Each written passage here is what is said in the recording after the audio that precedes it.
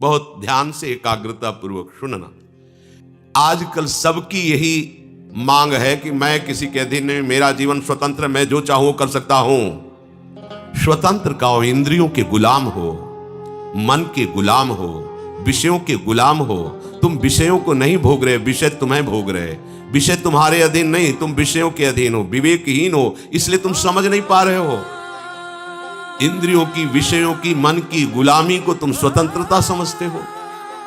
आजकल यही स्वतंत्रता मानी जाती है कि जो मैं चाहूं भोगूं, जो मैं चाहूं देखूं, जो मैं चाहूं करूं, तुम मुझ पर अंकुश नहीं लगा सकते हो क्योंकि मेरा जीवन स्वतंत्र है। वाह, कैसी स्वतंत्रता! तुम समझ नहीं पा रहे हो स्वतंत्रता का स्वरूप क्या होता है। सब तुम्हारे अधीन हो, तुम किसी के अधीन नहीं।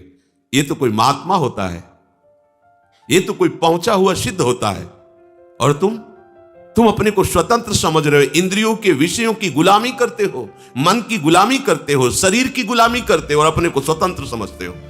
कहते हो हम स्वतंत्र हैं, जो चाहेंगे करेंगे।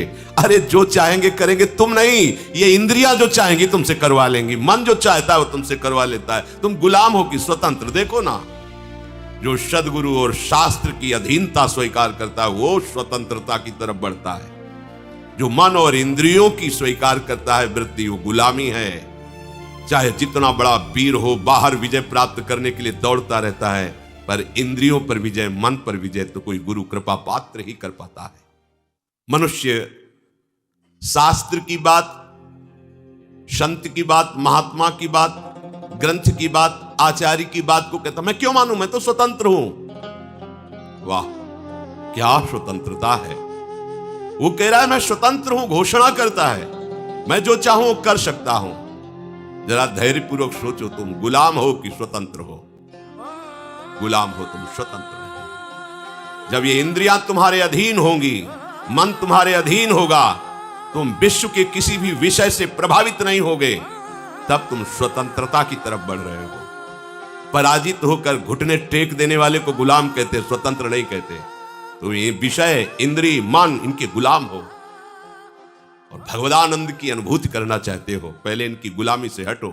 ये जो हमारी 5 ज्ञान इंद्रियां हैं, आंख, कान, नाक, जिह्वा और त्वचा, नेत्रेंद्रिय, श्रवणेंद्रिय, घ्राणेंद्रिय, रसेंद्रिय और त्वगेंद्रिय, ये 5 विषयों, पूरी सृष्टि को इन 5 विषयों में रख दिया गया है।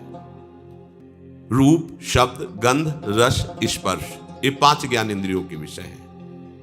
आंख रूप, कान शब्द, नाक गंध, जिह्वा रस और त्वचा स्पर्श, इसी में सारे सुखों को, सारे विषयों को रख दिया गया है। जगत में ये केवल 5 ही प्रपंच का विस्तार किए हुए हैं। कोई इन 5 में फंसा है, कोई एक एक में फंसा है। उपासक को स्वतंत्रता तभी मिलेगी जब पहले शास्त्र और गुरु की परतंत्रता स्वीकार करे। शास्त्र और गुरु का भय, शास्त्र और गुरु का शासन स्वीकार करे, तो इंद्रियों के विषयों से हटने का उसको सौभाग्य मिल जाएगा। अगर वो शास्त्र और गुरु से स्वतंत्र है तो इन प्रपंच में वो परतंत्र रहेगा। सिद्धांत है। जो हम प्रयासरत हैं पर हम साधना की ऊंचाई पर नहीं पहुंच पा रहे, इसमें सीधे अनुभवरा इंद्रियों की गुलामी। धैर्य पूर्वक सावधान होकर श्रवण करें। इंद्रियों की गुलामी, आप अपने को ज्ञानी माने, विद्वान माने, भगत माने, महात्मा माने, वीर माने, कुछ भी, ये गुलामी छूट जाए तो अभी तुम स्वरूप में स्थित हो जाओ। बड़े बड़े वीरों को परास्त करने वाला, बड़े बड़े देशों पर विजय प्राप्त कर लेने वाला, वो विजयी नहीं कहा जाता। विजयी वो है जो विषयों के आकर्षण को, इंद्रियों को, मन को जीत लिया, उसे कहा जाता है विजयी। मामूली सा एक छोटा विषय इंद्री का तुम्हें अधीन करके पतन करवा देता, तुम्हारी दुर्दशा कर देता, तुम अपने को वीर समझते हो, स्वतंत्र समझते हो। अरे तुम ये नहीं समझ रहे कि कितनी बड़ी तुम्हारी गुलामी हो रही इंद्रियों की। वो जैसा चाह रही वैसा करवा रहे हैं, तुम घोषणा करते हो मैं वीर हूं, मैं उपासक हूं, मैं विजयी हूं, संसार त्यागी हूं। देखो ना, इंद्रियों की मन की गुलामी से जो मुक्त हुआ वही तो मुक्त कहा जाता है, वही तो भगवदानंद का अधिकारी होता है। जैसे जरा सा भय आने पर कछुआ अपने अंगों को कवच के अंदर समेट लेता है, ऐसे ही तुम सारी इंद्रियों को प्रभु में समर्पित करो। कछुआ जहां थोड़ी सी खटक हुई तत्काल उस अपने अंगों को सुरक्षित रखने के लिए कवच के अंदर कर लेता है। इंद्रियों को विषयों से समेट लो, आप सुरक्षित हो जाओगे, आपका भजन सुरक्षित हो जाएगा। ये इंद्रियों का स्वभाव है, ये बाहरी भागती है।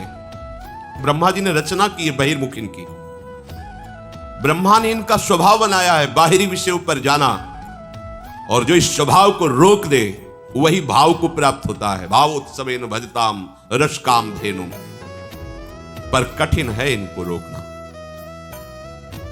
क्रम है, सीधे इंद्रियों को वश में नहीं कर सकते। यदि मन बुद्धि के वश में हो जाए तो फिर मन इंद्रियों को वश में कर सकता है। बुद्धि तुम्हारे वश में होनी चाहिए, बुद्धि तुम्हारे वश में, बुद्धि के वश में मन और मन के वश में इंद्रियां, अब सब ठीक हो जाएगा। सरलता से इंद्रियों को रोका जा सकता है यदि ऐसा क्रम हो। इंद्रियों को हमें जहां लगाना है वहीं लगेंगी, पर उसके पहले मन को ठीक करना है। मन को ठीक करने के लिए पहले बुद्धि को ठीक करना है। बुद्धि को ठीक करने के लिए पहले हमें ठीक होना पड़ेगा। हमें स्वयं ठीक होना। मैं प्रभु का हूं, प्रियालाल का हूं, कोई संसारी नहीं हूं।